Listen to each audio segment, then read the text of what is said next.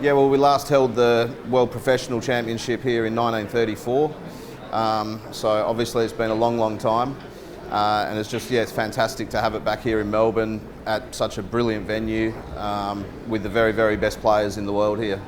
Yeah, absolutely. I think we held the IBSF Championships here in '98, which was a great event as well at the old RACV club. But the professional, the WPBSA or WBL event, as you say, we haven't had here for 80 odd years or whatever it is. So, look, it's great, and we're really lucky that the real cream of the crop have come from all over the world to be here, and probably the strongest world championship field for a long, long time, if ever. The conditions are 12 out of 10.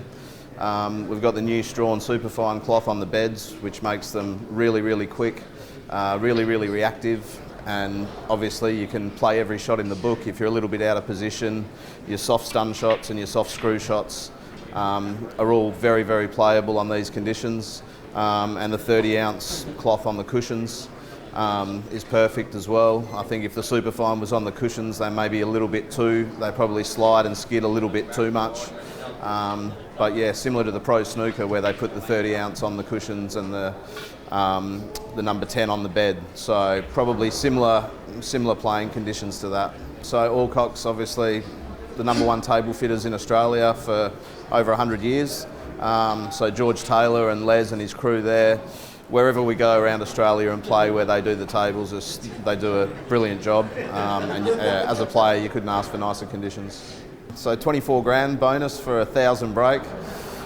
Look, it's never been done before. So, however, it is possible on these conditions. There's, Peter Gilchrist made a couple in competition, Mike Russell, I think Advani's made one. No one's made one under the baulk line crossing rule. So, look, it's odds against, no doubt that it's more unlikely than likely, but wouldn't it be great for the game if someone did it? It's 30 years actually to this year since I won my first world title in Lura in New South Wales. So it's very nice to be back, yeah, it's lovely. Yeah, the tables in the room are fantastic. They're probably the best that we've played on as a group of tables for a long, long time. Very consistent tables, all of them, lovely. Well, Matthew, he's multiple-time Australian champion, great player. David Cozier, wonderful player, made a 600 yesterday in a 40-minute game. It's incredible. Peter Gilchrist, good. Devaj Harrier's good. There's no easy games really. Once you get to the last 16, last 8, it's very tough. Well, I'm starting to hit a bit of form. I mean, I'm getting a bit old now for the concentration side of it, but yeah, it's going all right, I don't know. There's a few players capable of doing it. It is odds against. I know it is because it's a concentration factor more than anything to get to 1,000. Because I know it takes a long time. So, but no, it's doable. It is doable, but again, you got to be right on the day,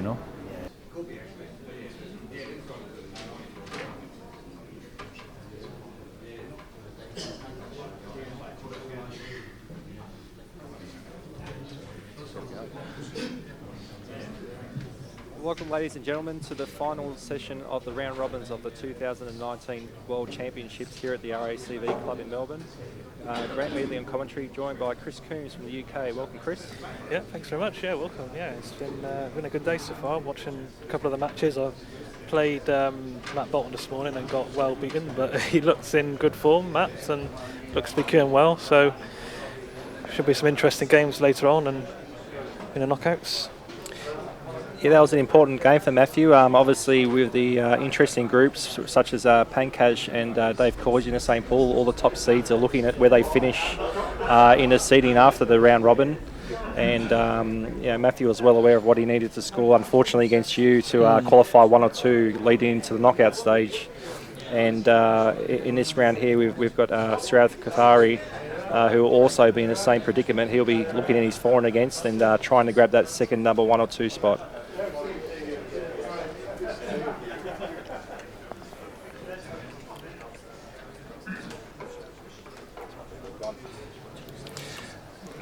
So the action in this match here, we've got Mr. Steve Mifsud from Australia versus Steve Brookshaw.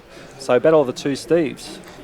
Yeah, I know Steve Brookshaw quite well. We come from the same area in Plymouth, in Devon, southwest England. So we played together quite a lot. And well, Steve pretty much taught me how to play really, and got me involved in billiards. So we travelled to all these events together, and I believe they're both qualified. So, like you said, this is just to decide who gets the top place in their group. And I'm guessing Steve is aware of the seed-ins, is he?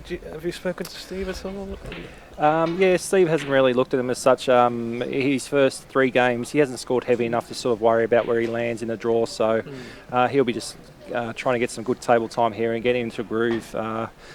Steve Mifsud. It's very confusing having 2 Steves. I actually commentated on Peter Gilchrist and Peter Tankar the other day, and this has got the same issue here. But Steve's a very fluent player and relies a lot on his speed around the table. As you can see, straight down and into the shot.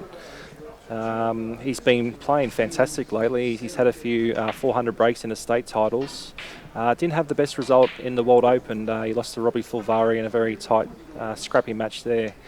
And he'll be looking to find some form leading into the knockout part of the rounds.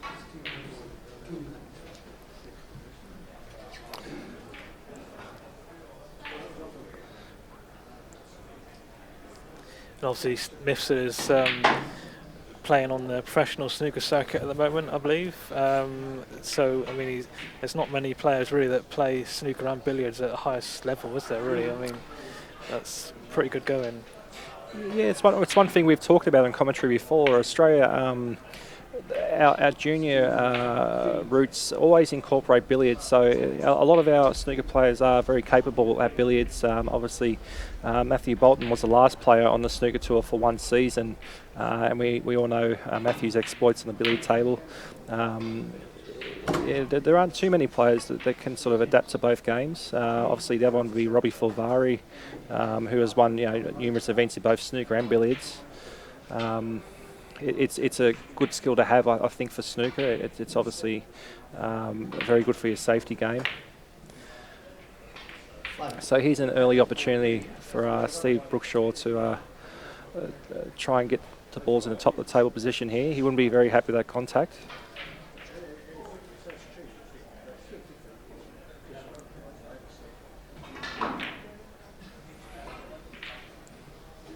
He's a very capable player, Steve Brookshaw. I've seen him in action a few times when I've travelled to the UK. Yeah, his highest break in a match is 200 and 270. So he plays in most of these WBL events. Obviously, this is the first time he's come to Australia to play. He's played in the World Championship every year since 2012. So he's been playing, I don't think he's not been playing quite as well as he wanted to in the group stages, but, hopefully we'll be hoping to come better in the knockout rounds. This is a tough match, but if he gets a good start against Mifsud, I mean, it's not going to be easy for him, for Steve Mifsud. Yeah, he'll really need to establish a decent lead against Steve, because once Stephen's at top of the table, he's probably one of the quickest players you will see at top. He's very fluent. He actually loves the postman's knock, which you don't see very often with the modern day players. They all play floating white, but Steve doesn't mind the postman's knock. And Brookshaw's played most of the top players at some point or another, over the last few seasons, but this is the first time he's played Mifsud, so yeah. that'll be interesting to. It's always a little bit different when two players play for the first time. I guess they might not know each other's game all that well. So yeah, I think Mifsud's been a bit of an unknown to a majority of people on the World Billiards Tour. He hasn't really played in many World Championships, etc. So last couple of years, a lot of players are only seeing Steve for the first time, and a lot of them have commented on his game and his touch. Yeah, I've not seen much of. Seen some bits on YouTube, but I've never seen Steve Mifsud play live. And like you say, he's really great curist and good top of the table game. So I've enjoyed watching some of his games here this week. Yeah. Obviously, Steve's a past world champion of the world IBSF snooker. He won that in the 2000s, I believe. He may have a runner-up into his title too in that event. So he's got a rich history of snooker and billiards. Comes from a family who his father was a billiard player and taught both Steve and James at a very young age the game of billiards. They both have a passion for billiards. I know James was disappointed with that miss there, just double kiss there. I know James was contemplating playing in this event, and it would have been great to see James play because he's a fantastic curist as well. So here's an opportunity for Steve to get his hand on the table.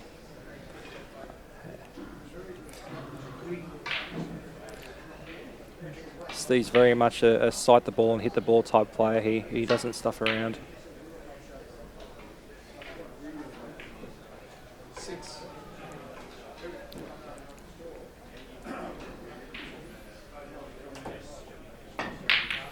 You'll see a lot of shots like this from Steve. He's very natural, trying to get both balls at the end of the table. He doesn't mind letting the balls fly a bit.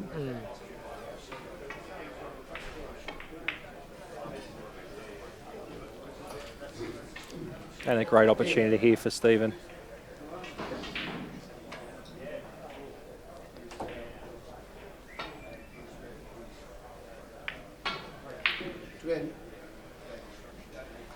He's got the white where he wants it, but as you can see there, it looks like he's got a bit of a cover there. You can see from his expression he's not too happy. But I think he just had a bit of water drop on his head there. He looked up and that might be the confetti cannon in the light when the 1000 break goes. I've been telling everyone they've loaded that light up with confetti once the 1000 break is achieved. That's supposed to be a secret, that. Yeah. So that early opportunity there just came to an end there, unfortunately. But let's see what left a run through cannon there. Like I say, Brookshaw really needs to just try and get his arm going early on. And these are great little starters when you're just starting a match. It's always nice to have a few little easy cannons to get going. The last thing you want to do is come to a table. Your first couple of shots are 3/4 in offs or a fine in off or a tricky little pot. I guess you don't want to be playing to too fine a margin of error in your first shots. You just want to try and score and get the feel of the table and the way the balls are reacting.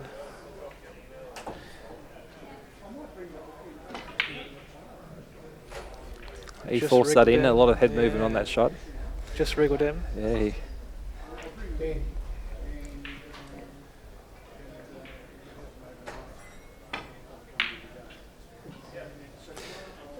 So the English players, you guys seem to have a nice little tight-knit group who like to travel around and play in a lot of these events, and it must be great to have a bit of mateship on the tour and people to have dinner with and have a laugh with. Yeah, absolutely. Yeah, I mean, there's a few sort of different areas of the country really. There's a few from my sort of area, which is west of England and south. And then you've got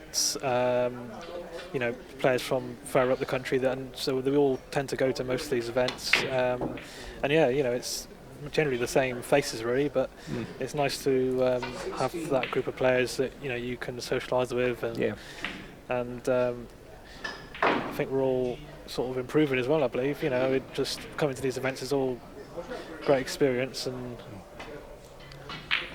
is there much happening in the UK at the moment with the development of the game? There's still plenty of tournaments and leagues, and yeah, I mean there's obviously in terms of like WBL events, we have quite a few ranking events. Obviously we've got one coming up in November in Carlisle, which is the British Open, and there are still leagues in some areas.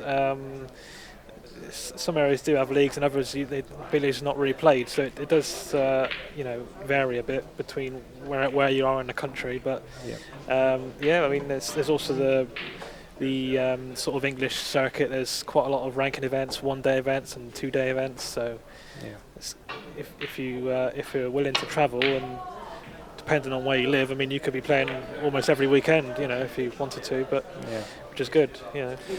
Steve's had a great little result there off that shot. He kissed the opponent's ball off the cushion and left a mini cannon, Steve calls these.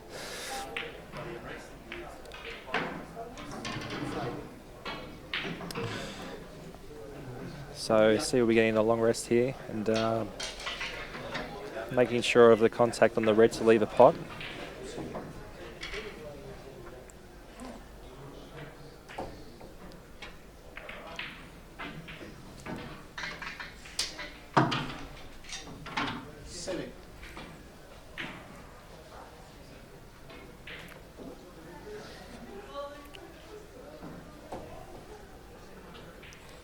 I hope all the viewers have been enjoying the coverage of these championships the last few days. If you're watching overseas, drop us a hello and let us know where you're from. It's always interesting to see where the viewers are viewing from. So Steve is working these balls towards top of the table here.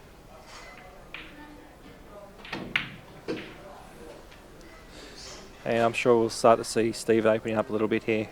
50. A very professional character, Steve. He's very focused.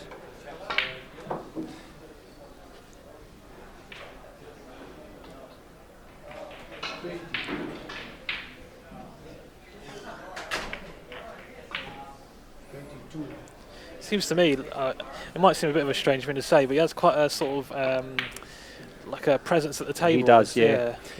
And Steve's very much in the psychology of the game, and that's one thing that he tries to bring to the table is the presence.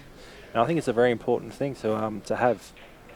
If you look confident and feel confident, it'll and instill a I suppose what you would experience playing Steve is he does have a presence, and that's what he tries to achieve.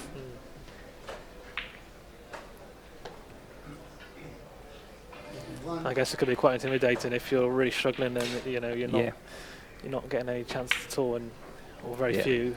Then look, I've played Steve a few times now, and from the first handshakes, he looks you right in the eye, and he's thinking, I'm going to murder you, because that's how he thinks. Like I say, it plays a big part in the game, especially at the high level. I mean, it's 41.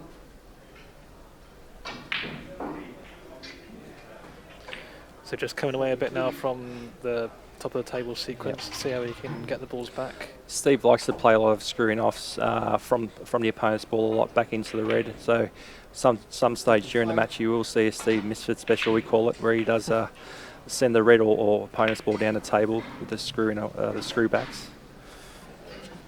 So you can see how fast Steve's playing here. That's his natural rhythm. 50.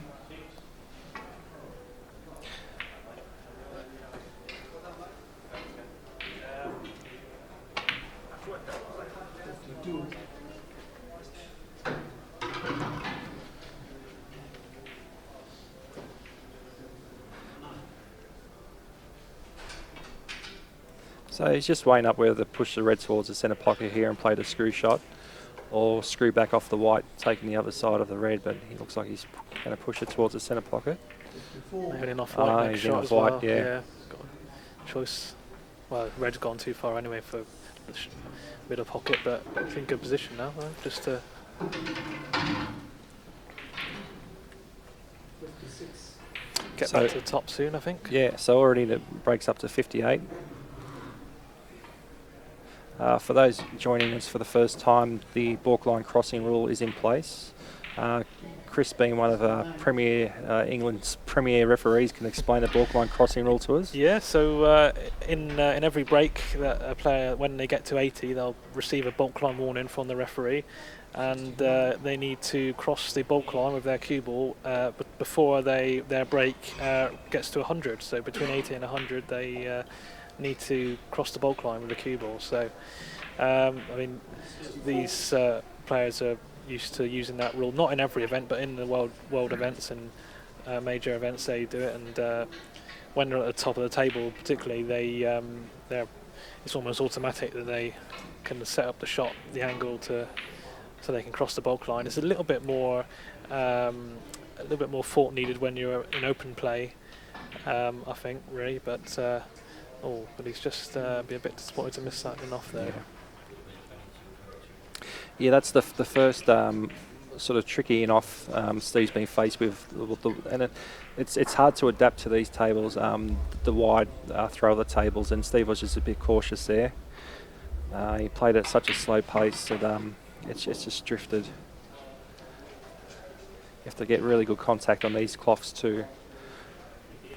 Yeah, it can easily catch you out, can it? And you sort of, I mean, some people tend to play on plain ball, others put a touch to check side on, but even if you put check side on, you've got to allow for the throw of the cue ball, so it's that's right. not easy. So Steve Brookshaw, myself and Steve and a few other players have come straight from Austria, where we played the Austrian Open, and Steve had quite a good run there. He got to the semi-finals of that event. He lost to Rob Hall in that one. Yeah. So his semi-finals is Steve Brookshaw's best run in a WBL event. He's done that a few times now, but so he's been practicing a lot for this and Austria. So he's been putting a few hours in. So he's been feeling quite good about his game generally, I believe. So.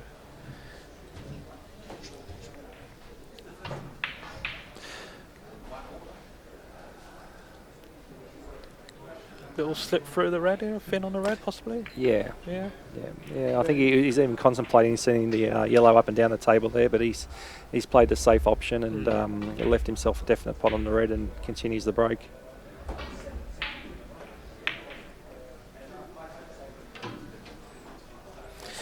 Steve's quite a quick scorer as well. I think they both sort of play a similar game in that respect. Yeah.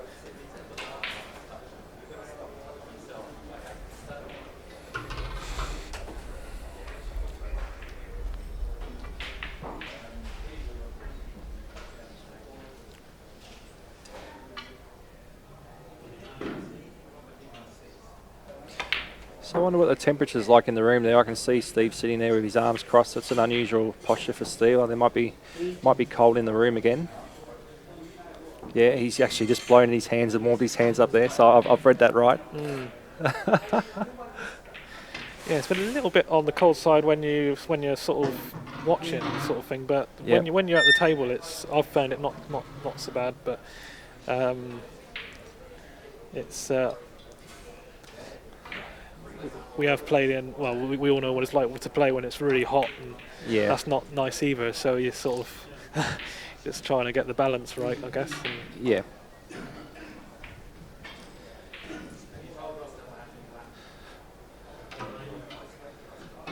All the tables have been fantastic to play on. All the tables I've played on so far, they've been playing really well.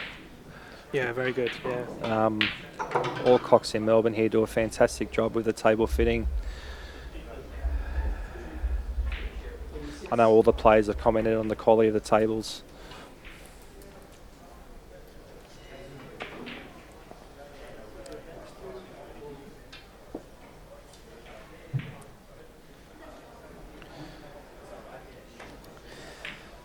Yeah, especially with billiards. I mean, to be able to play those, shots down the table at dead weight, which sometimes you need to do, you need to have, confidence in the table. And I've not seen any balls or experienced any shots rolling off at all. They've been really playing nice.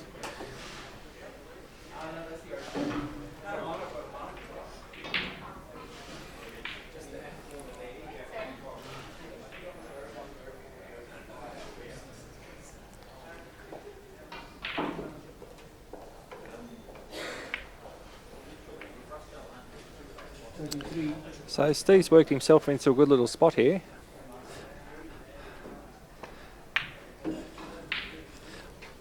Sometimes it's nice to just have the opponent's ball above the red spot just to break it up a bit and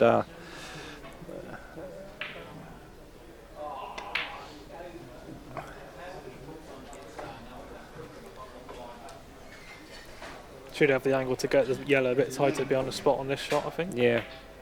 You want to touch the left-hand side on this.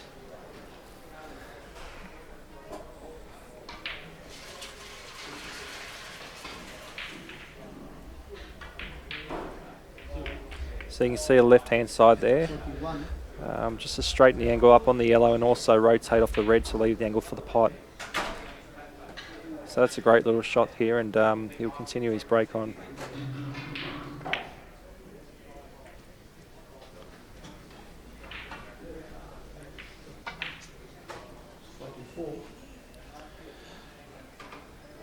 So he might have left this a little bit too straight here. He would have liked a little bit of an angle.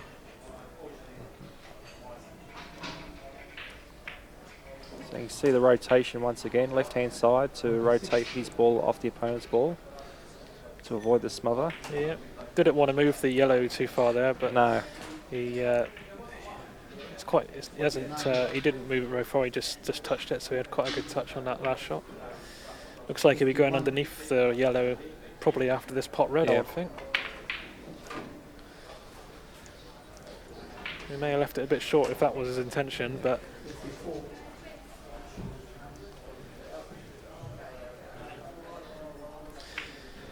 so what Chris is alluding to there, usually players, they don't want to push the opponent's ball towards the bottom cushion as such, because once it's there, it's hard to get it back up towards the spot again, and it's good to leave a ball and a half off the cushion at least to play the shot below the opponent's ball and push it back towards the spot.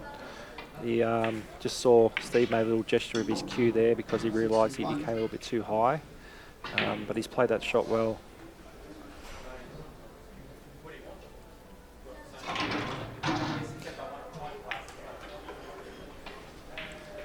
Some great clear footage on both the streaming tables today. It's fantastic to see all the angles.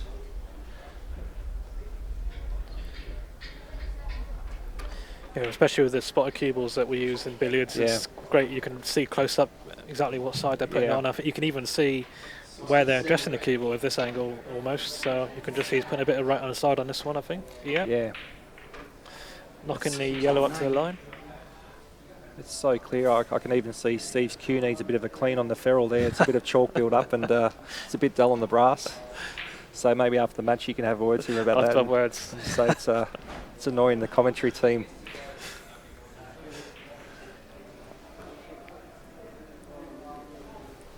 So it's not a bad crowd in there today. We can see a few people watching the pit table. There's some other big games on in the room, so there'll be a fair few spectators watching those other matches. A lot of local support for Steve Mifsud, so you'll see a lot of the local guys come out and have a look. That's not the best shot there from Steve Brookshaw. He's contacted that red too low. He would have been looking for a pot red there, I dare say, or an in-off.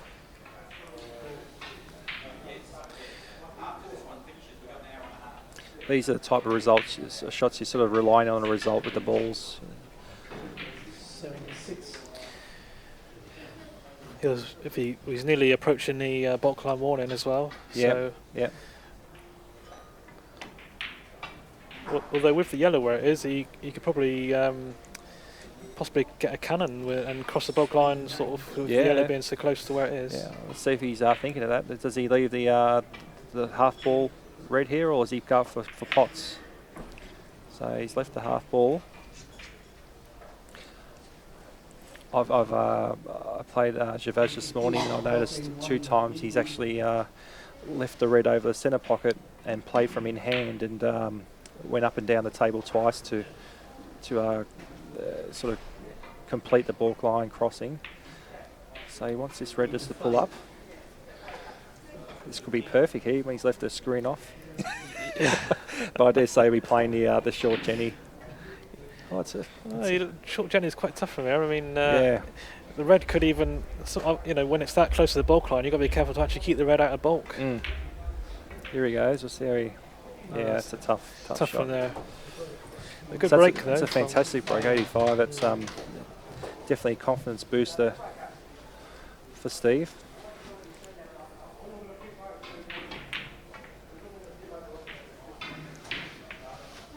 That was a good response to Mifsud's break that he had at the start there. So 3.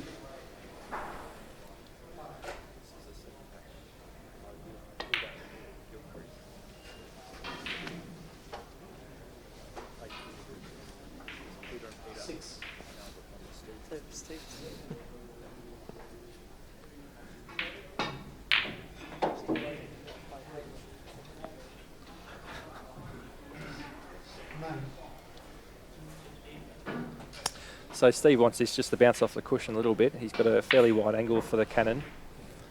He'll be playing this below the ball with a bit of drag. Just making sure of the cannon there. That's a great result. Very good, yeah.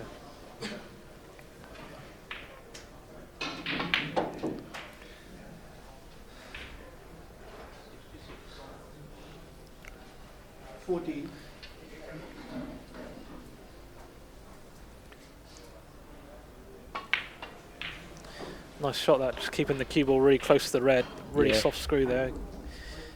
You can get a lot more control when you're at that distance. 19. Yeah, I think Steve Mifsud is probably one of the best in terms of soft touch and screw. He's one of the best I've seen. Definitely, his little screwing offs are fantastic. His little cannons.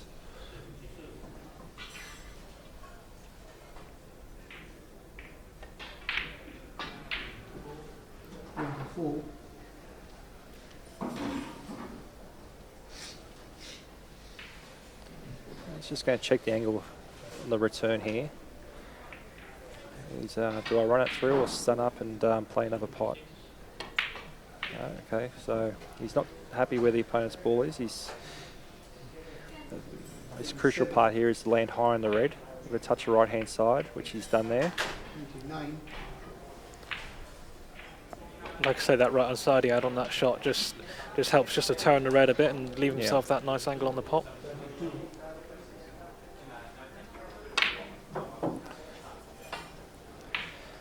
So be landing high here and trying to bring the ball back off the cushion. He usually plays these a little bit harder, like that. 37.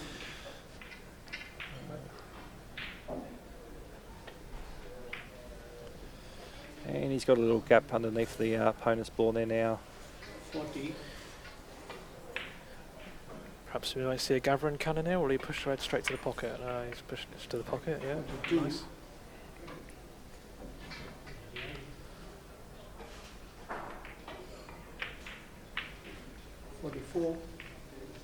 That's worked out well actually. That's a great shot, yeah. Yeah, he can play the little cannon back now and get the white closer to the, beyond the spot.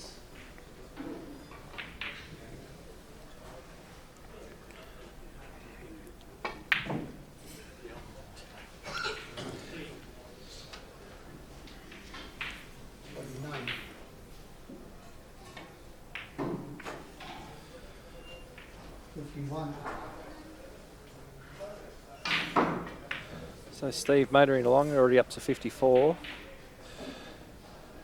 54.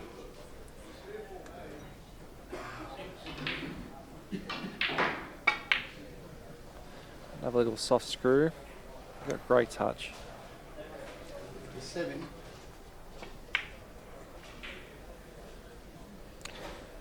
And he won't be too happy with this.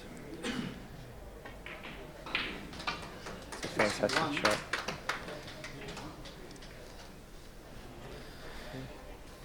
Yeah, he's straight certainly back down to motoring around the table now. Yeah, isn't he's yep. This is the Steve we know. He once he gets going, it's almost automatic. he? Mm.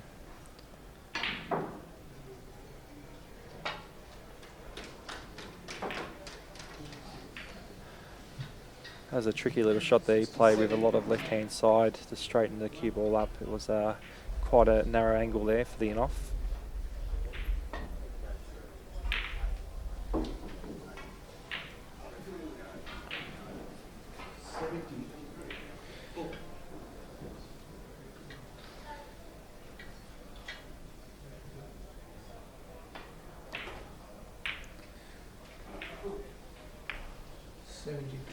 Just made sure he left a nice shot on the red there, and wanted Yeah. to, couldn't do much with the white really. Just dropped on it without knocking it too far. And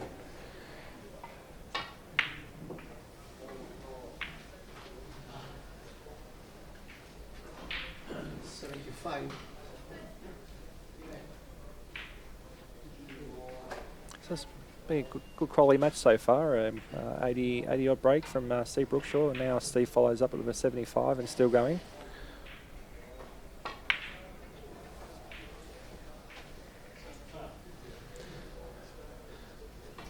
Eight.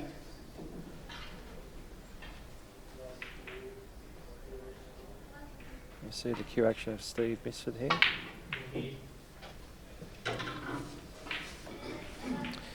looks like he's got a good angle to cross the bulk line here. He's just had Yeah. the warning, so One with 80.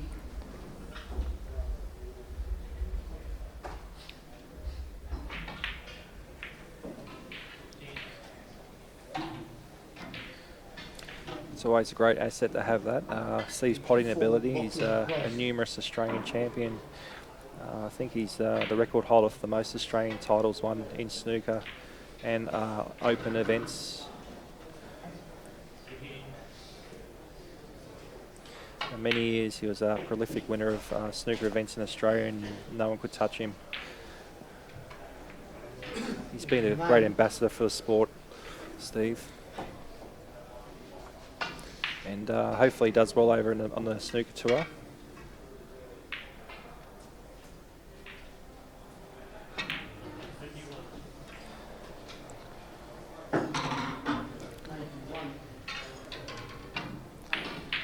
so this in off white now should set up a drop cannon after this. Yeah. Just check the angle there. It's a fairly narrow angle, so he's just making the most of the D there and asking the referee just to check. So he's put a touch of left-hand side on that. 93.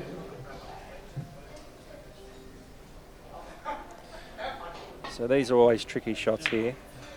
Coming up the back of the red, he's clipped that on the side, which is the best result you can have. I always see the top players just nick that red. I don't know if it's intentional or not, but Well, yeah, I was just going to say. I mean, a lot of us sort of would just play the cannon, but Yeah. they're playing for half a ball, really, aren't they, or quarter yeah, of a ball even. yeah. 98.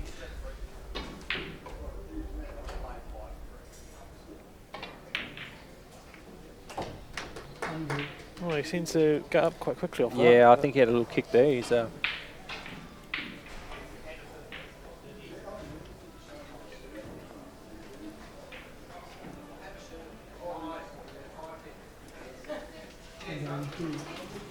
you might see a little screw shot here from Steve. Oh, he's coming around for the pot red.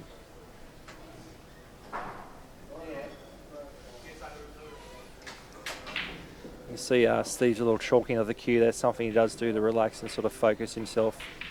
And a lot of players do have their little things they do to relax and concentrate on the job at hand.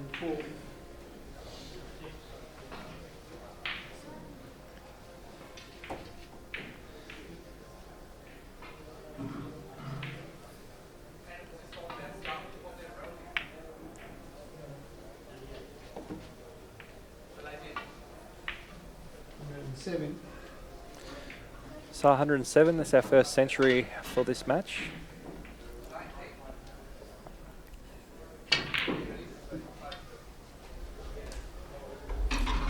Steve just concentrating, leaving that ball in the centre of the table there to leave it in off. This is a little tricky spot, just about a foot and a half away from the centre here. You want to avoid potting the opponent's ball, which he's just done there.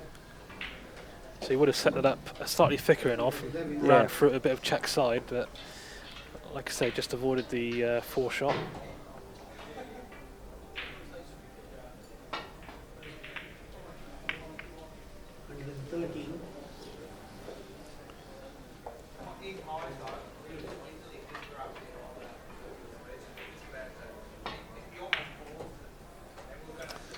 And that's a shot you wouldn't expect Steve to miss, and Steve will be disappointed there.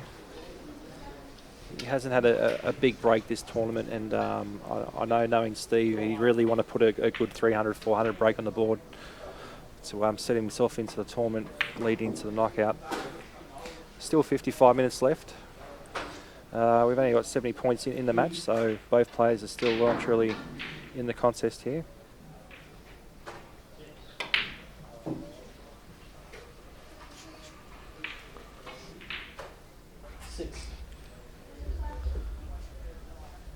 Steve often puts his chalk on the table there as he stretches over. That's not talking of little habits. That's one thing that Steve often does. But he's just gone up to the middle there, but a bit close to the red here. Has it covered the spot? Yep. No, it looks like it's all right. But I'm not sure if he's got much of a shot on from there.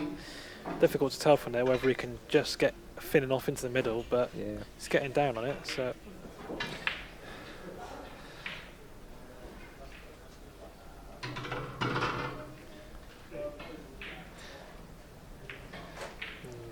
Would have been an interesting situation if his ball did actually land on the centre spot there, Chris. Yeah, so in that case it would be spotted on the pyramid spot then, but it doesn't happen very often, really. No. But you do see it occasionally. But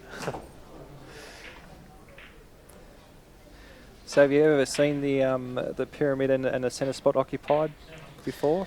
Well, when the red's been spotted, not when both of them are occupied. No, it's I think that'll probably be a first if it actually had to go on the centre spot right away. That would it'll be an unusual one, but don't think I've ever seen that before. But.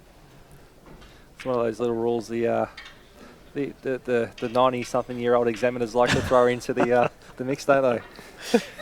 Yeah, well, it's obviously you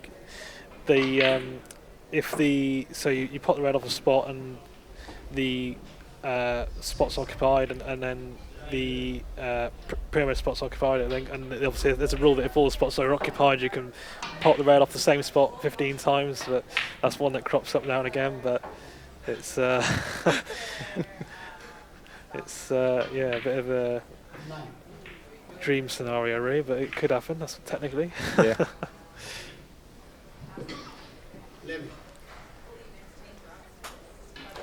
So a nice drop cannon here again. So we're hoping to get the ball straight back to the top here.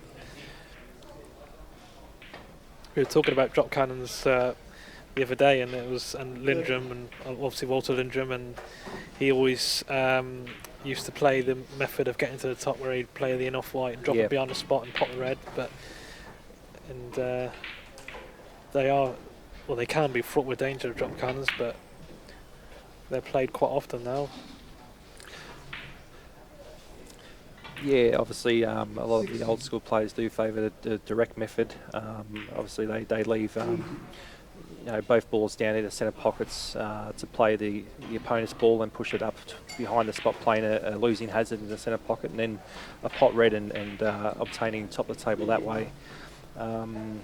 In my last match against Jabaj Harry, I actually noticed he does play that method a fair bit. I personally feel that's the correct way to play, but as you know, the drop cannon does pop up quite often, and it's a hard thing to resist. That's a great shot there, a double kiss,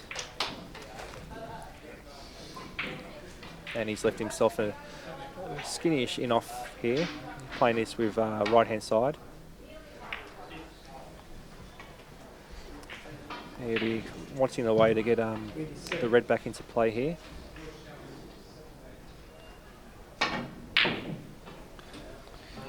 So that's the problem on this cloth. You've got to be really mindful of pushing through the cue ball and getting the rotation, because that can happen with a super fine cloth. If you don't get the rotation on your ball, it just squirts to the side, and you get draws like that.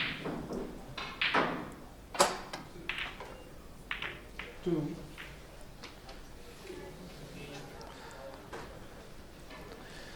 Got to be careful with this pot though. I mean, these tournament template pockets, so it's you've got to be accurate with, especially playing along the cushion with a little bit of pace. Yeah, played it nicely.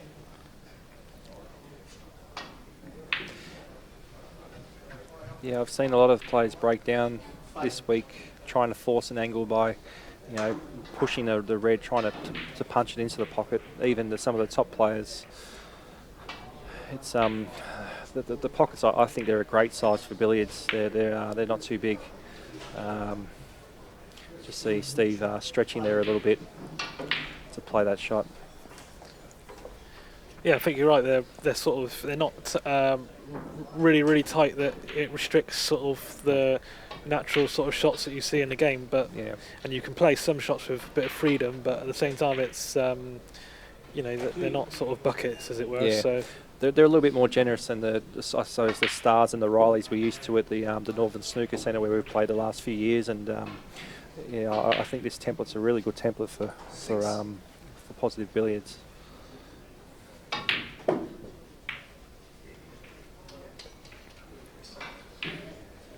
So see that shot there, Steve's played the cannon also, trying to get the opponent's ball back towards the spot.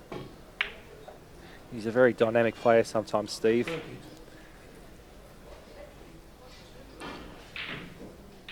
one of the screw cannons that you were talking about, or yeah. Oh, pot actually. Yeah, it's that was unexpected actually.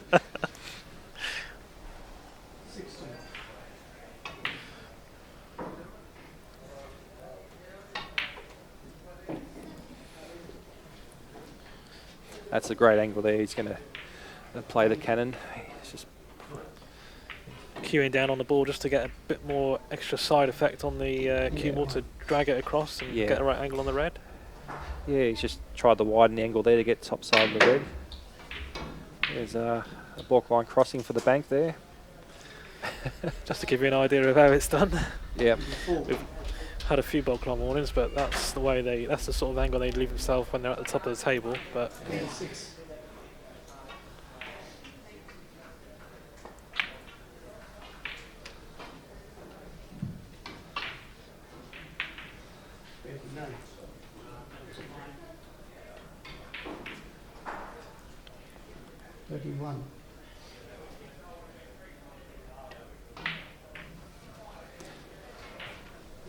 This is a good starter for Steve. I'm sure he's learned from his last couple of visits to the table at top here, and I'd expect Steve to amass a reasonable break here. 38. As the pace lifts. we'll see if he keeps it in postman's knock, or will he decide to put it in floating white again. 43.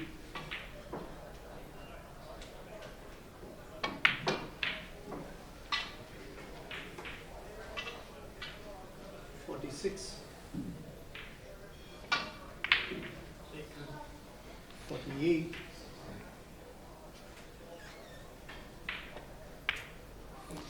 So Steve's got no hesitation pushing that ball back towards the nameplate there onto the cushion. 51. And It's quite a good guide, that plate there, actually, because it anywhere sort of within that 53.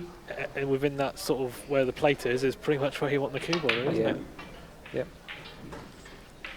Once it strays outside of that, where the nameplate is, it's they'd be looking to try and get it back. Yeah.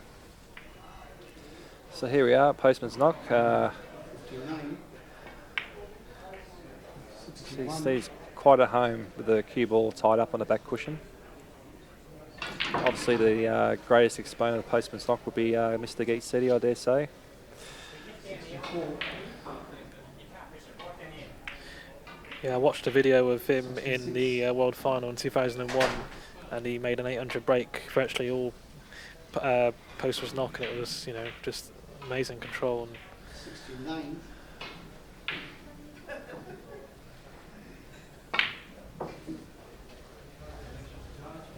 So Steve's around the other side of the table before the referee could even get the red out there. He's so a touch of run inside there to get the double kiss off the opponent's ball. Some check side there. the check side as well seems to you know, skid a lot, doesn't it? It When does you, skid when a you lot, put a bit yeah. of check side, it sort of drifts up and it doesn't really check as much as you might think Yep. on as it would do on another table, perhaps. Yep. But 80, blocking running So 80. Steve's played one pot already. He'll be taking towards the centre pocket here and leaving the crossing, ball line crossing. Doesn't come up high enough here. Be interested to see if he plays it in off or the cut red. So he's playing a cut red here. Which he is. No problems at all there for Steve. Wants this ball to bounce fairly high off the cushion. Onto the line at least. 86, blocking crossed. When we say the line, it's a parallel line that runs with the top cushion there in line with the red. That's the natural angle. Oh, he he's looks like he's he- stood I up think he- there. knew as soon as he hit that, I think, that he was Yeah. going to miss that.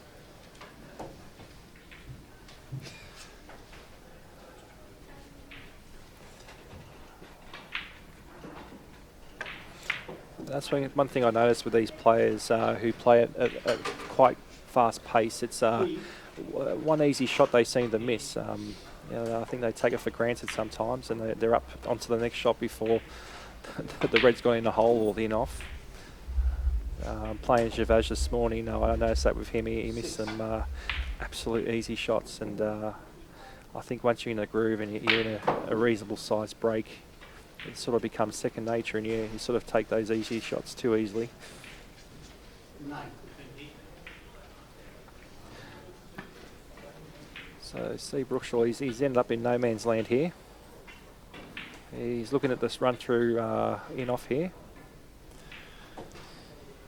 So this would be a great shot. Just off centre. And he had a touch of side on that too. 9.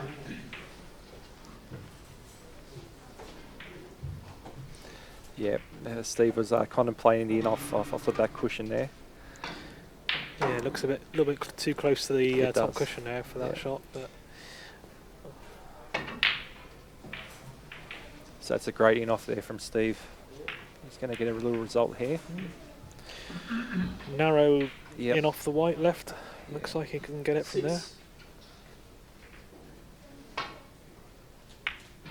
bit of a a turn on that, but Yeah, I he was think- trying to steer that in with his Yeah. arm there.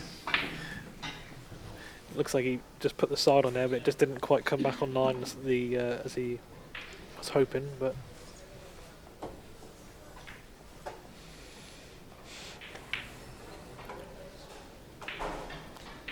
So Steve Mifsud with a 160 odd point lead here. 3. That's a handy little lead with 43 minutes to go. No players really asserted themselves much yet. This is a good shot here. He just wants the opponent's ball to slow up off this cushion. yeah, that's worked out very well. And, That's got a bit of a bounce on that top cushion there. But Unfortunately, I think that's landed on the spot, so he'll be just checking the angle here off the pyramid spot. He'll be playing this off two cushions, I dare say. 1 and 2, and trying to leave the angle to move the opponent's ball off that spot. 8.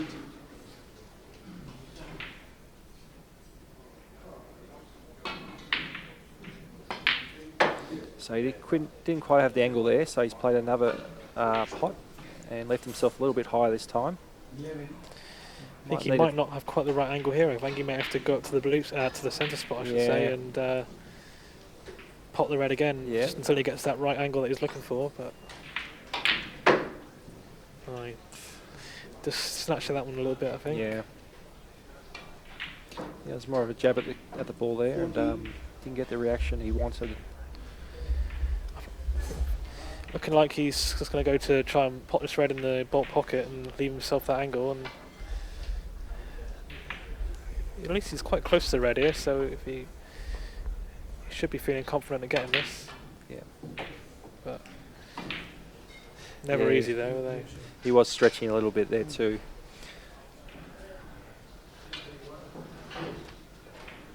So he hasn't left the easiest shot for Steve here.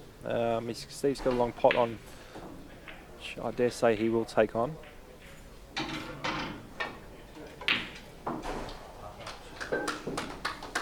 That's not bad, Chris. Yeah, pretty good from there, isn't it? I mean, it's he just didn't look to have any problem at all on that, and it's just come back far enough for the in-off. Yep. So he's not far off what they call that magic circle mark there, made famous by Walter Lindrum. It's a great little spot to leave the opponent's ball on the table, play some in-ball, half balls and hazards and leave drop cannons like this. You can see how much Steve's ball will throw wide here. 9. It's something you may not experience if you've got a table at home or play at your local club. Just keep an eye on how wide your cue ball throws off the object ball, because on these new cloths it's quite difficult to judge if you've never played on a new cloth before. And also the slide that the object ball takes when it hits the cushion as well. You've almost got to put the object ball, the object white, in a different position, ready to get it right beyond the spot.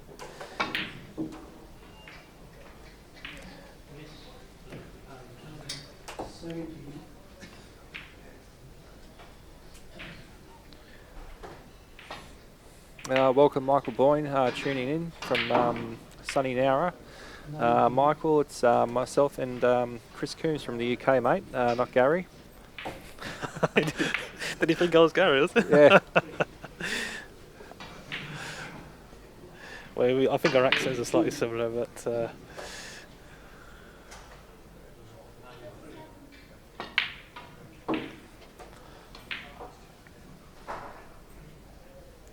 so it's looks like it's sending the white off the side cushion here in beyond the spot. Yeah. 27.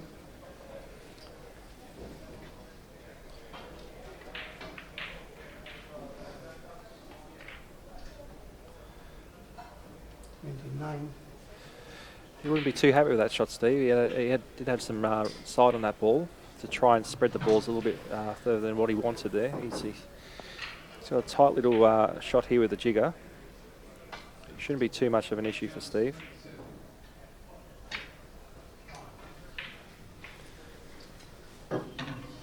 Oops. Little raised eyebrows there from Steve, and he's hit that a little bit, or under hit it.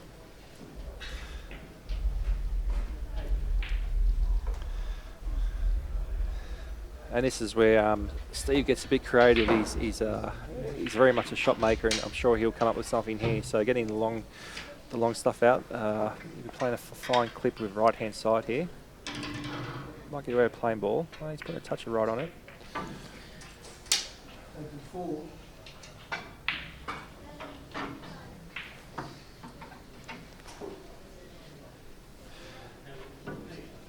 It's that time of the day. Here it is, the first Steve Mifsud special for the day. He usually judges the pace of these shots quite well. And the audience has a bit of a clap there. It's an unfortunate kiss.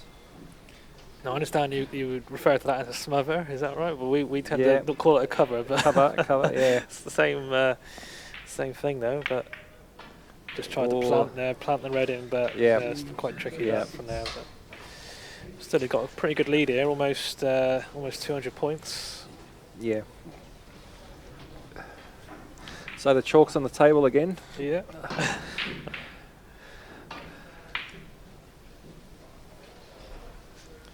Yeah, I think Steve will just be obviously need to get in again. It's going to be hard to get back into it from here, really. But he knows that he can. He's obviously capable of doing it in 1 or 2 visits, but it's just after that initial breakout at the start, he hasn't quite found his rhythm again. But Yeah, Yeah, it's always hard when you're getting left reasonably comfortable starters, but when you do miss a couple of opportunities early, it does get in your head, and I think every time you come to your table, you're second guessing yourself. So here's a long loser being played by Steve here.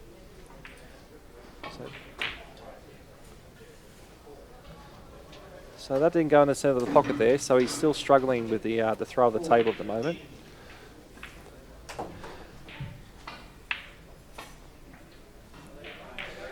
It's something I've noticed, especially when we're playing on star tables or Riley tables, the players really try and avoid that shot, the long losers, because the pockets are so tight on the pro snooker tables. They're almost unplayable, really, the long losers. You've got to be very accurate. Yeah, especially if you're trying to bring the red around off 3 cushions. Yeah. It's a lot safer to leave it off, play the red off 2 cushions, leave it near the pyramid spot for those in-offs. But yeah, that's something I've noticed Rob Hall does a lot. He doesn't really, he takes the centre pockets out of play, but also the overthrow of the cue ball, and just plays it at a nice pace and leaves the ball around the pyramid spot, even off a respot. It's not a bad philosophy, really.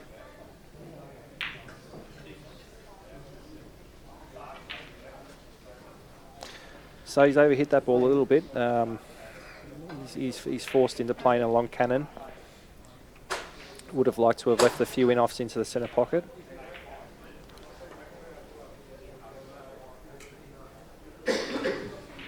So he's just checking the angle there. He doesn't want to pot the opponent's ball, so he's just having a quick look at the angle of the centre pocket there. And he's just missed that. He really flirted with that centre pocket. Yeah, he had 2 things to think about there. Obviously avoiding the pot on the opponent's ball, but he also wanted to get the right contact on the red, and it was almost too good there. So this is a really difficult pot here.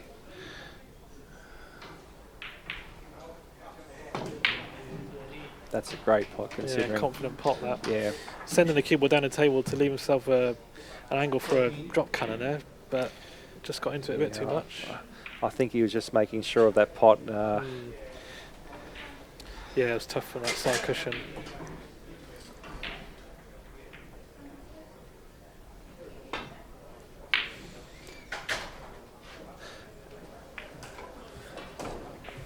So just to let the viewers know, this is the last round of the round robin stage of the tournament. So we've got 12 groups in this year's World Championships with 5 players in each group. Now what will happen is the top 2 players from each group will qualify for the knockout stage, so there'll be 24 players in total. The top 8 seeds will have a bye into the last 16 of the tournament, and obviously the next 16 players will be playing off for those final 8 spots to play the top 8 seeds. The current situation, I believe we've got Matthew Bolton on the for and against is currently the number 1 seed of the tournament. And I think we have Peter Gilchrist will be fairly close, and we've got Surath Kafari who's playing his last game at the moment. Surath's got to win that game by roughly 500 points to jump into that number 2 seed or number 1 seed. So it's been an interesting World Championships. Obviously with some of the big names in the same groups will make for some very interesting last 16 games. And if you're in Melbourne or anywhere nearby, then come on in, and tickets are available for all the sessions. It's come in, and the seats are especially around this match table and all the other tables, so come and see close up what these top players are doing. We also got the World Women's Championship being played tomorrow. I believe there's 10 players in that so far, so that should be that's been played over 1 day, so that'll be a good event too. Yeah, so that's played over 1 day tomorrow. So Friday night, approximately 6:30, will be the 1.5 hour final of the Ladies World Championships. It's great. We've got 10 contestants. We had Anna Lynch playing in the men's competition. She had a win last night against Zach Guggia from Australia. She had a nice 57 break there in the final stages of the match to win that match. So if you're in the area, come down and have a look. There'll be plenty of games on tomorrow night. Got the men's, I believe, quarterfinals on tomorrow night, and there'll be the ladies' final on at 6:30. So as Chris said, there's still tickets available. We had roughly 120 people at the World Open final the other night. It was a fantastic atmosphere for the players. If you can't make it to the venue, feel free to jump online. We've got 2 streams running at this year's World Titles. Obviously share it on social media and let's try and get the viewers up and expose the sport.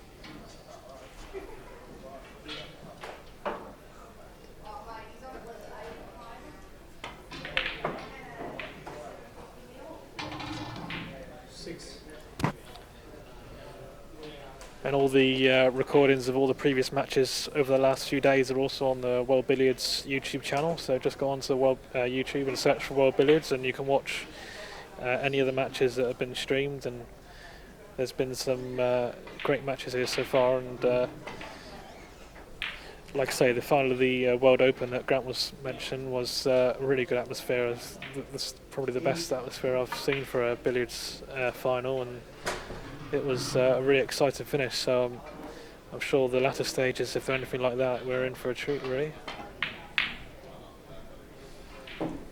I'll just quickly mention with the streams, obviously World Billiards is the channel that both streams are on, but behind the scenes, I'd like to thank Cue Ball TV and Dan Lynch, and obviously on the other stream we have Neville Moore from the BSA New South Wales. So also jump onto their YouTube channels and subscribe for future events.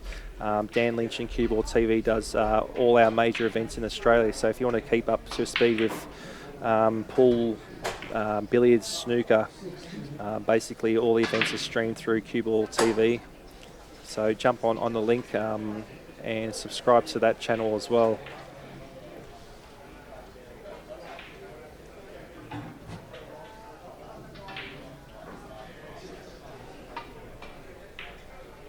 There's a lot of technology behind the scenes with these streams. Some great camera angles, as we can see on the pit table here.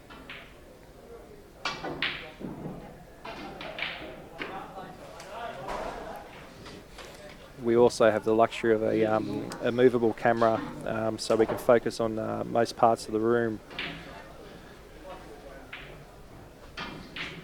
which is probably unseen on most streams you're used to in Q Sports. So not much option there for Steve Brookshaw. He had to pot Steve's ball there and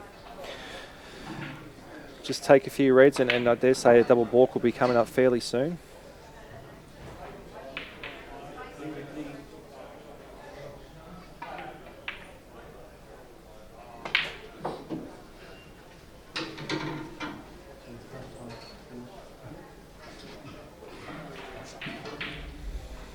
So this shot here, he wouldn't be too fussed if he does lose the red into balk.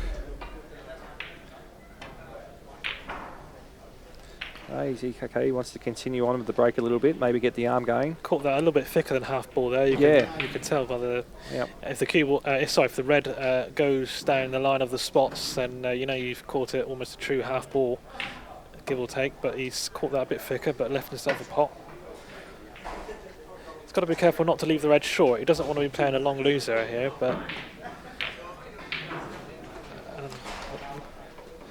So I suppose you're 180 points behind. It's not a bad idea to keep the arm going with only 27 minutes left.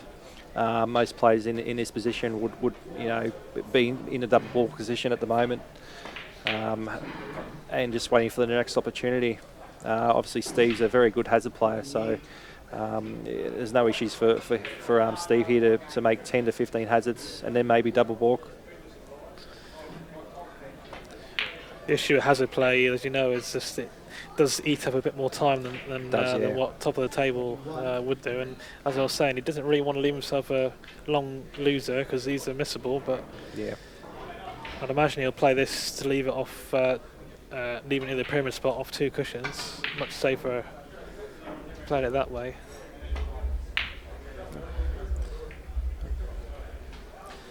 He's hit that quite full. So Steve's just had a quick look at the clock there, I think. As I said, I think Steve would be disappointed. He hasn't knocked in a sizable break in as yet. And he just had a little wander over the clock and just to see what time he's got left. Two. He'll be happy with that.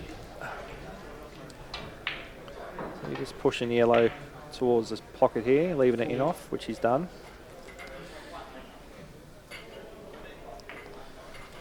Yeah, he played that last shot really well, actually. And Yeah. although could have done with an inch or so further on the white there, I think. Yeah, it's a little bit wide there for that cannon, isn't it? He's sorry, unfortunately he's got to play it in off red and bring it back into a usable position.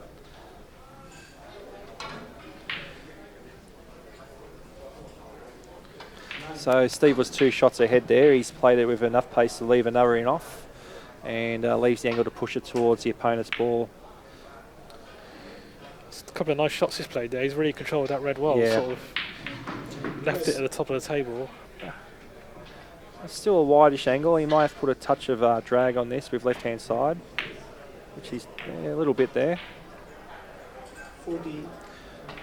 And that's the result.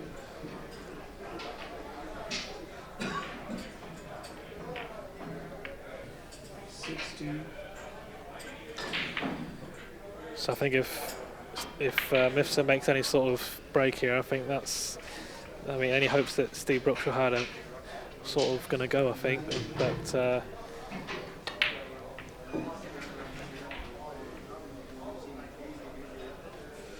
22.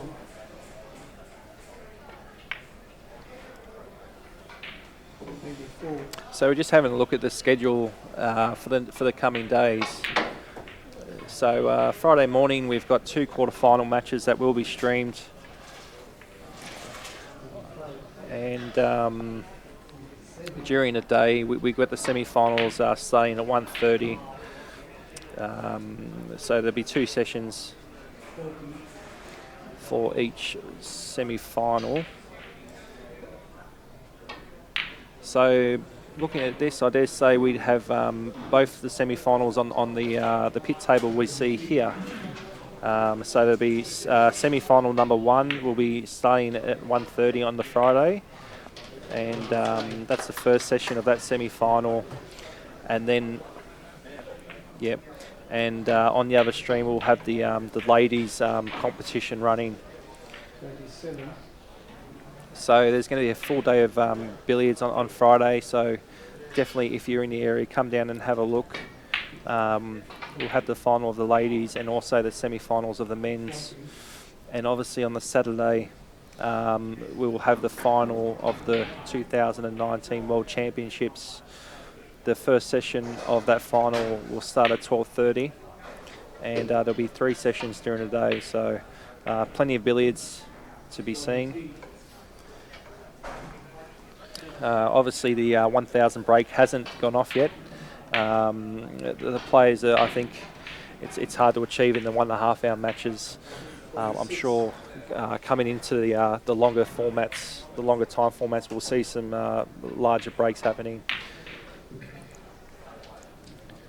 So slightly different format as well for the final this year. It's being played over 3 sessions. So the 5-hour final, we've got the first 2 sessions are both 2 hours, and then the last session 1 hour. So slightly different to what we've seen the last few years, with a 5-hour final played with 2.5 hour sessions. So this year, like I say, 3 sessions for the final, and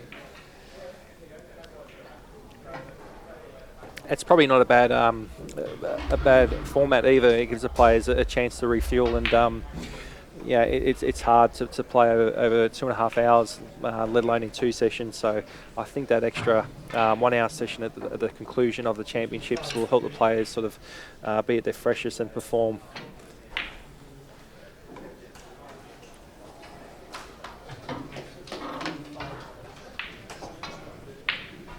it could create quite a bit of excitement, especially if the scores are quite close going into that last hour. Yeah. That could be. Sure, it'll be a great atmosphere either way, but.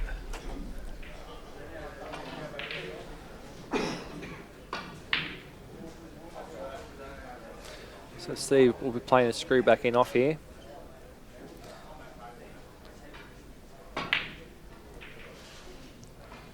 No problems there for Steve. Wants his cue ball to bounce off the cushion a little bit. Not quite enough here.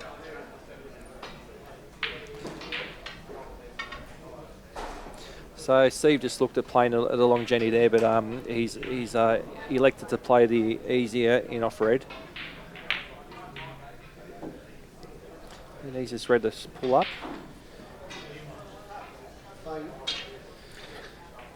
So here we're going to see a long Jenny or a short Jenny. So we're playing a short Jenny here. So basically nicely. loading that up with a lot of bottom right-hand side. Yeah, we've not seen too many Jennies in this match, but he played that one nicely. And It's one thing I always say, you know you're playing bad if you're playing a lot of short and long Jennies, because that means you're not putting the balls in the position you're really you're after. yeah, And absolutely, yeah. Yeah, it's not very often that you'll be left a short Jenny by your opponent, so it's generally a it's bad definitely shot. your own doing. It's you left yourself with a short or a long Jenny.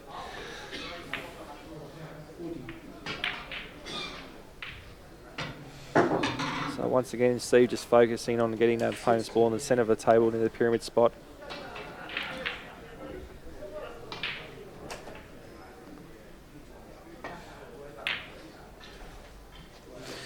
And a wide throw there, caught him out again. Yeah. That's, like we were saying, they do tend to spring quite wide when the cue ball strikes the object ball, so Yep.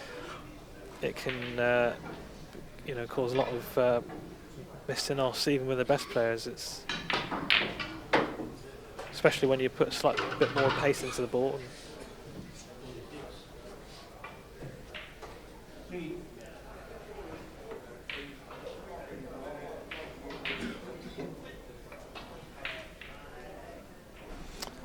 So we just had a question about the streaming of the Ladies World Championships.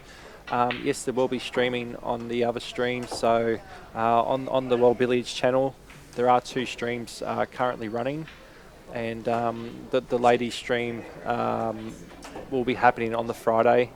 I'm not sure how many matches will be streamed. Looking at the sessions here, I dare say a lot of the matches will be streamed. Definitely the final will be streamed. So that's going to be an hour and a half ladies final. We've got 10 contestants in that tournament.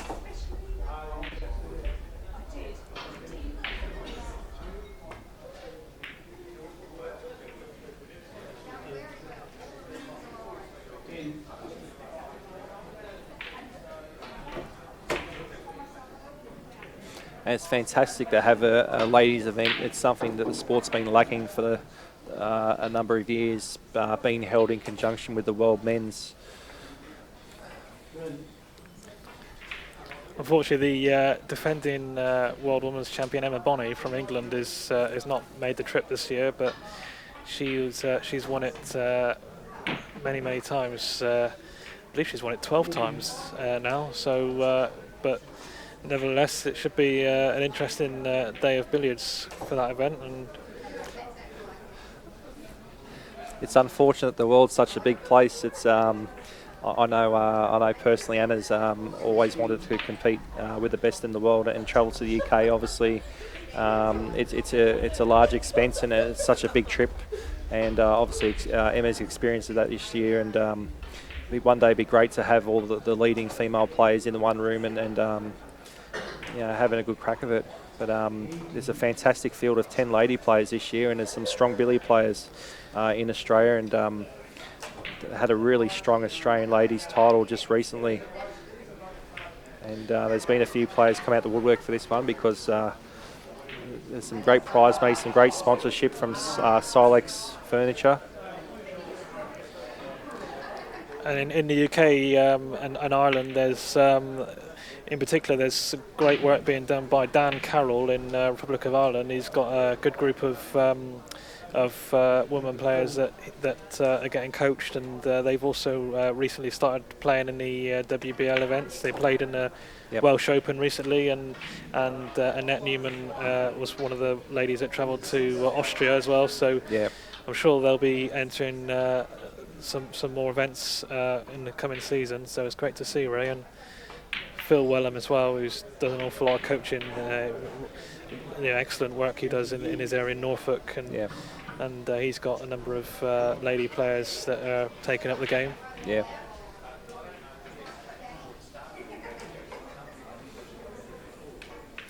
So Steve's getting his leg up here on the table. There's the traditional chalk on the fantastic timber of this table.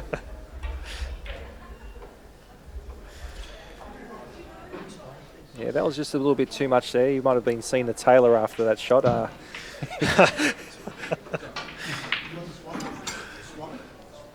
Looks like just reaching for the spider there. So not an implement that you see too often in billiards, but tends to appear more in snooker. But I don't think I've ever seen the gooseneck used in billiards. No.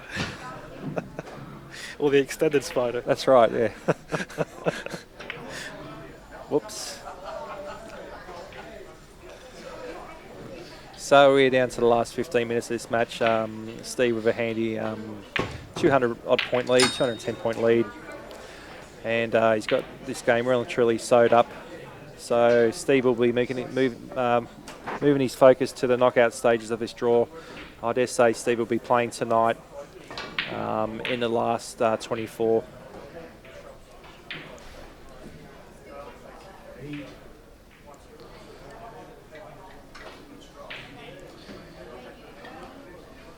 And the matches do increase to 2 hours now as well from 90 minutes, so there'll be slightly longer for the players to get their arm going, and I'm sure we'll see a lot more bigger breaks as well as the tournament progresses.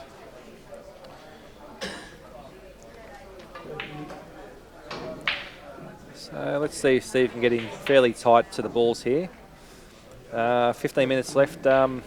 Chris, Steve holds top for 15 minutes. What can we expect?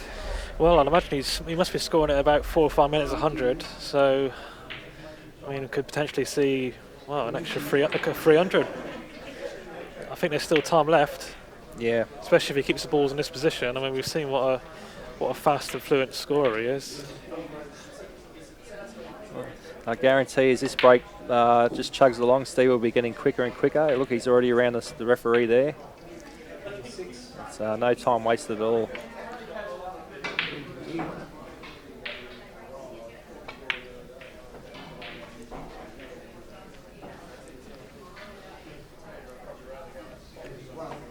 So you probably hear a bit of noise in the background with there's a fair few people around the club today. Obviously getting down to the knockout stages, a lot of people have wandered in buying tickets for tonight's session.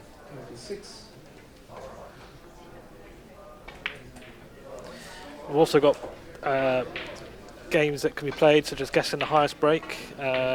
So I believe there's a bottle of wine from... Not just the bottle, a Magnum. A Magnum, right.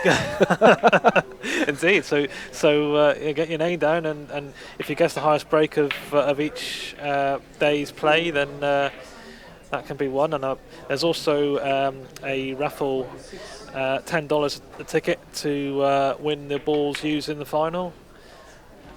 And there's a nice presentation box that the balls are in as well. Yep. So they're up for grabs, and there's polo shirts and programs and available to buy. So if you're a billiards enthusiast, then come on down and see all the action.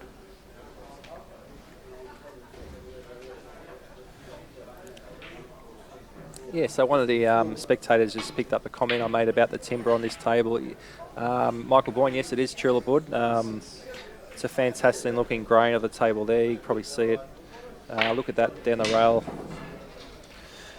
So this is a Duke of Edinburgh table made by Orcox. There are 2 Duke of Edinburgh tables in this room. This is a tulip wood version of the table. I think there's two that I'm aware of, made in tulip wood.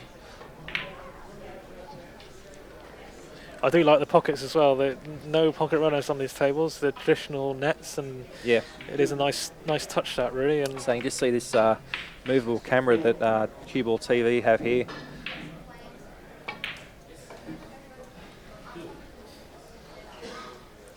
almost looks like flames, doesn't it? The timber.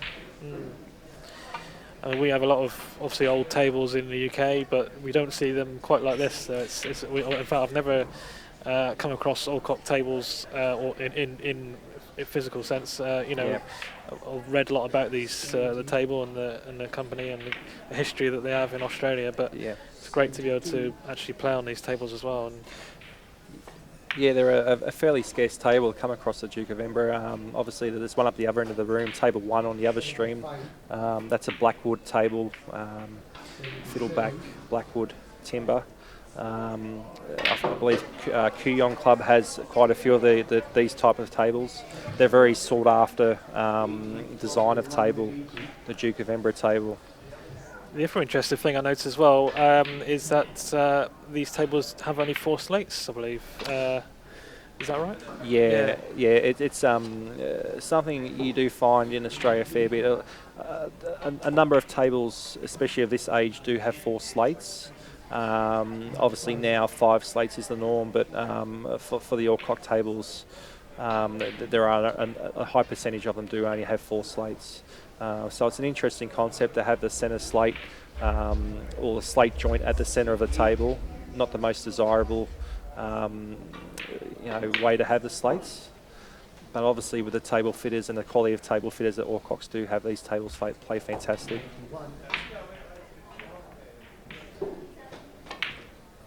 I have heard tell of a 3-piece slate one in New Zealand actually, which is be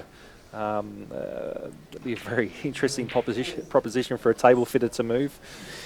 Yeah, I mean, it's like obviously incredibly heavy, so it'd be even more work for the table fitter to move that. But yeah, so a 1 piece of slate on a 4-piece slate, you're looking at about 250 to 280 kilos, depending on the thickness of the slate.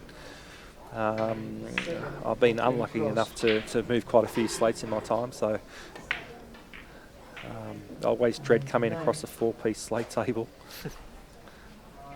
there's a lot of nice memorabilia in this room in the RACV as well, and some nice scoreboards and clocks, and it's, if you're interested in the history of the game, it's great to have a look close up at these items. But so Steve's just played one of his Miff specials there. He doesn't want that to drop. He's not too bad here though. Nice little smile there from Steve. Up to 104.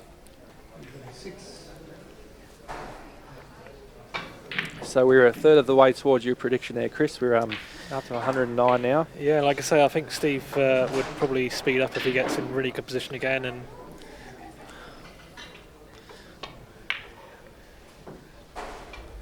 so Dan's just from Q-Ball TV there. There's the Alcocks logo and one of the fantastic old bits of memorabilia in the room there. and those sort of scoreboards have the sliders with the different coloured balls that would even use for life pool, I believe was the game that they used to play years ago. But great bit of memorabilia. 117. Yeah, so in the room there's a number of display cabinets with some of the old ivory balls in, etc. Yeah, we're trying to get a reasonable view up of the room.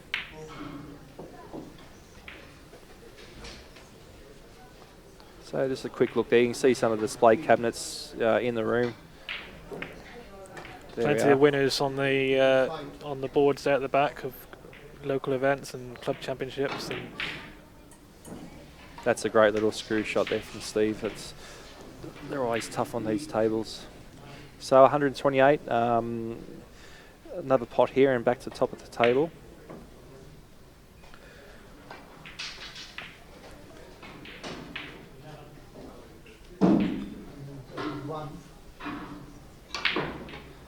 So we're going to get another little shot up here soon of some of the other cabinets. So there's some old memorabilia there. There's Mac Renkowitz, writer of the Cushion Crawler's Bible. So for those UK viewers joining us, you're all aware of the Cushion Crawler's Bible. That was Mac Renkowitz sitting there in the tweed jacket next to Michael Pearson so we can put a face to the name. Yeah, I met Mac this week, and I've sort of been aware of his work, and it's nice to be able to finally actually meet him in person.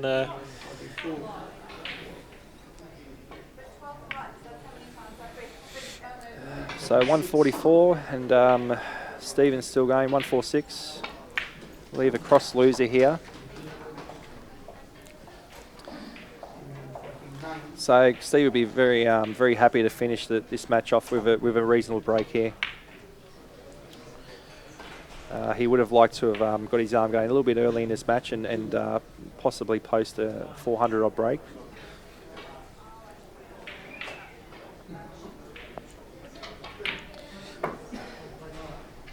I'm just looking at the high break list. I believe this is Steve's highest break of the tournament so far. So, like you say, he's not quite made the really big breaks that we know he's capable of, but I'm sure we'll see some more of that in the knockout stage, and possibly you could potentially run it here with one. That'll really give him a good feeling going into the rounds tonight.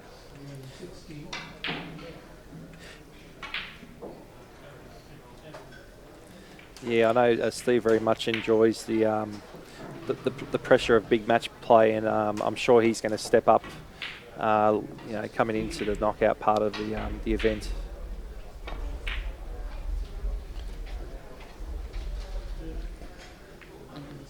Highest break in this event so far is David Corsier with 463. He did make a 655, did Corsier in the World Open. That was held over the Sunday and Monday. So during that World Open, we actually used two venues. David made that break over at the Yarraville Club, a club that's got 8 tables, and we use that club for the Australian billiard titles. It's got fantastic cloth on those tables too, so perfect conditions for big breaks.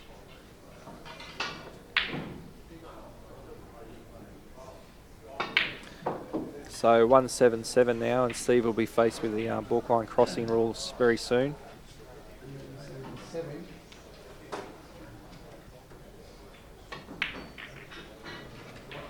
He wants a reasonable bit of luck here.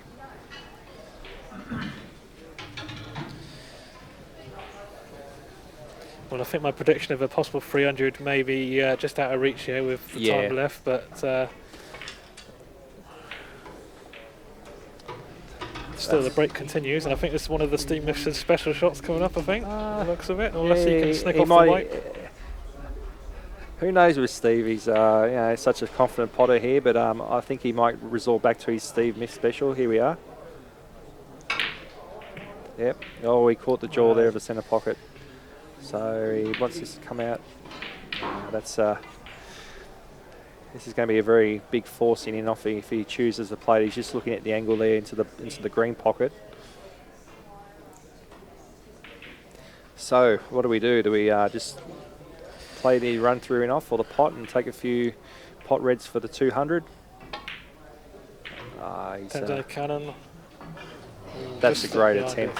Yeah, good attempt. Yeah. Easy to tend to see the mist on that side with the slide on the cushions, I think.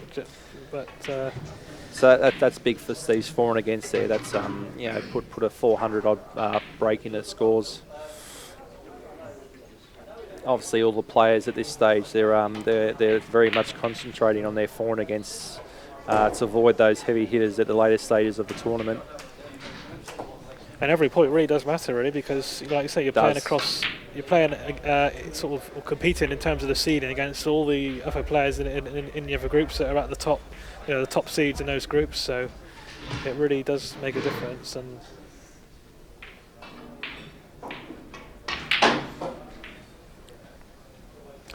so as we come to the last couple of minutes of this match, just invite viewers to tune in at 5 o'clock this afternoon. So 5 o'clock this afternoon we'll have 2 stream matches of the last 24.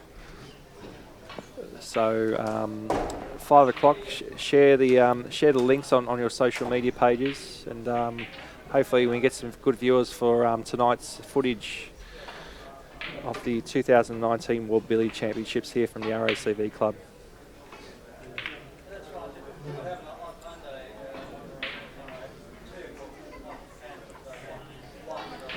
and those that are from the UK, they'll just be waking up at that time. That'll be about 7 a.m. UK time. So if you fancy watching some billiards while you're having your breakfast, then YouTube channel is the place to be for that. Yeah.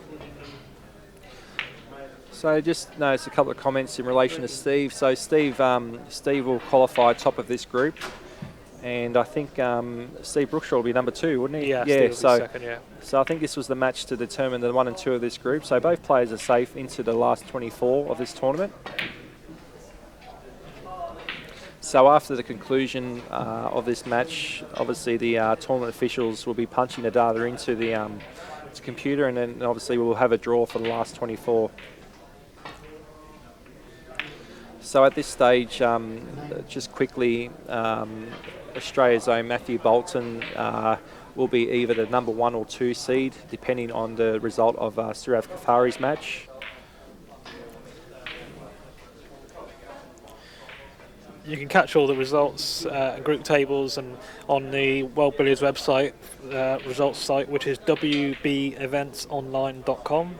That's wbeventsonline.com. Also, you can like the Facebook page for World Billiards, and Steve Cowie, our tournament controller, has been posting updates on there every session.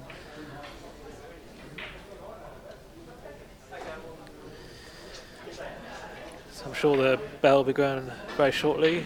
Last few seconds. Yeah.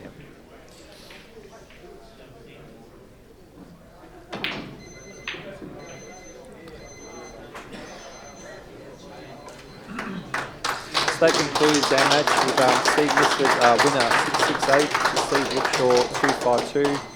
Thanks very much to Q-Ball TV for the streaming. Thanks very much, Chris, for your commentary today. I hope you're enjoying your time in Australia, and we look forward to seeing you out here again. Yeah, brilliant. Yeah, I've had a great time so far, and thanks for inviting me in the commentary of it. And yeah, well, thanks to all our viewers, and we'll see you soon. Thanks very much, ladies and gentlemen. So 5 o'clock this afternoon, we have 2 of our games, last 24. So just up there on your screen. So just share that stream with your social media, and we'll have some matches announced soon for the streaming. Thanks very much to everyone. We'll see you at the next one.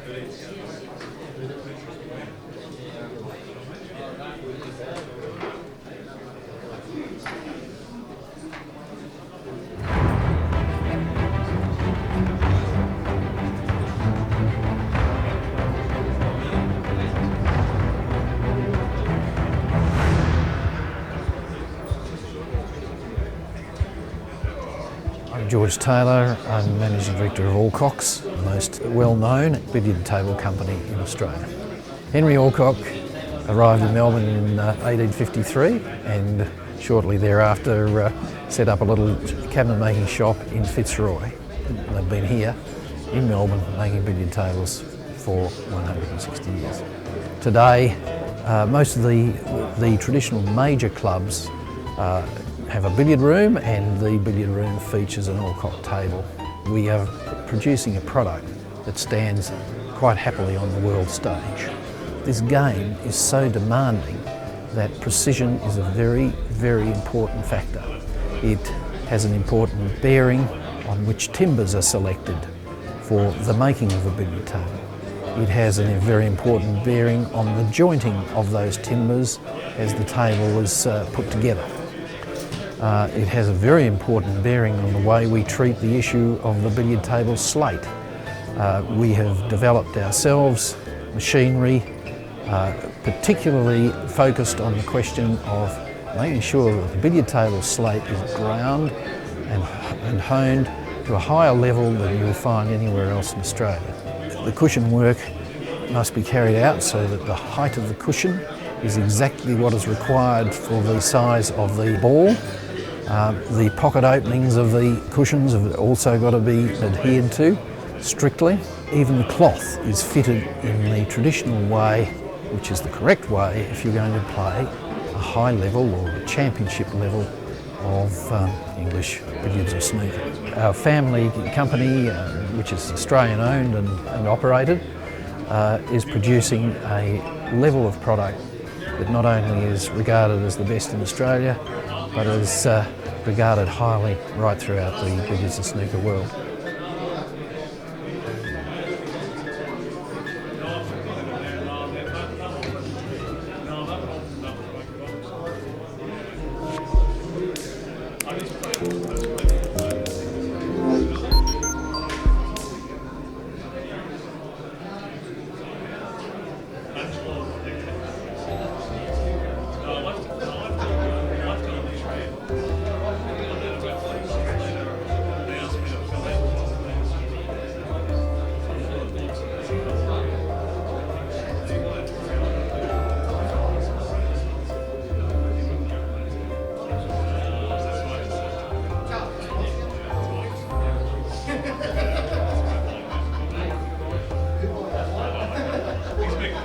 He's been on the